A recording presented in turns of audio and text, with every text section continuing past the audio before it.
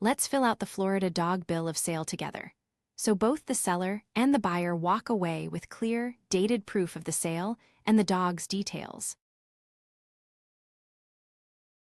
Start at the top with the date of sale. Then the seller's details, in our example that's Anna Baker, with her address, phone, and email. Then the buyer's, Ben Carter, with the same. 2 quick habits. Enter each name exactly as it appears on that person's ID and on the title. A nickname or a typo can stall the transfer later. And don't leave a line blank. If something doesn't apply, write NA.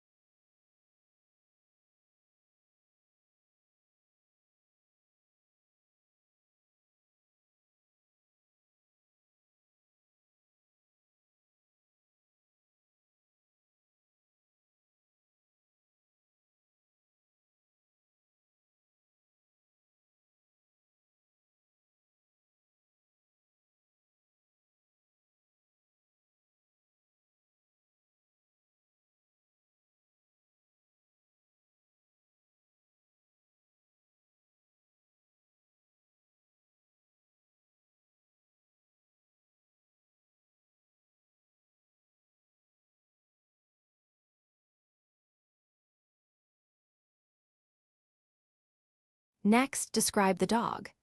Add the name if it has one, then the breed, the sex, the date of birth, any registration or microchip number, the color, and the health condition. The more specific you are, the stronger the record of exactly which animal changed hands.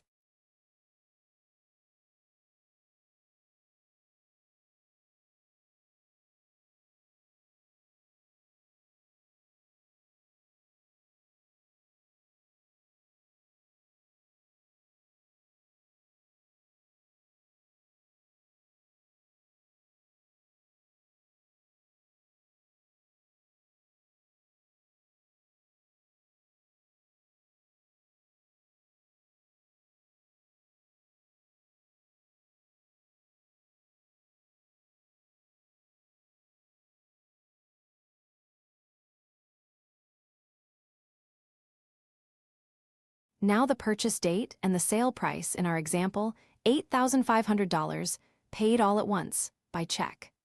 Write the real price. A figure that does not match what actually changed hands leaves the buyer with weaker proof and can raise questions later.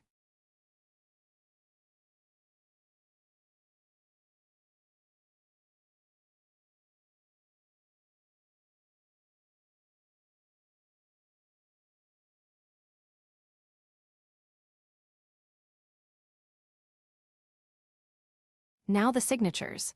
The seller and the buyer each print their name, sign, and date. This form also has witness lines and a notary block. Use them if your state requires it, or add a witness for extra proof. Then make 2 copies. Each side keeps a signed one. Here is what your state requires when selling a dog. First, the dog must be at least 8 weeks old before it can be sold. No dog younger than that may change hands. The seller must have a current, official certificate of veterinary inspection, and that certificate must be on hand at all times while the dog is being offered for sale. That exam must have taken place no more than 30 days before the sale. When the sale happens, the buyer must receive 1 copy of that veterinary certificate. The seller also needs to provide a written notice of the buyer's rights, and that notice must be printed or typed. The seller must keep their copy of the veterinary certificate for at least 1 year after the date of sale. The examining veterinarian must also keep their records for at least 1 year after the date of the examination. Remember, this is general information, not legal or tax advice.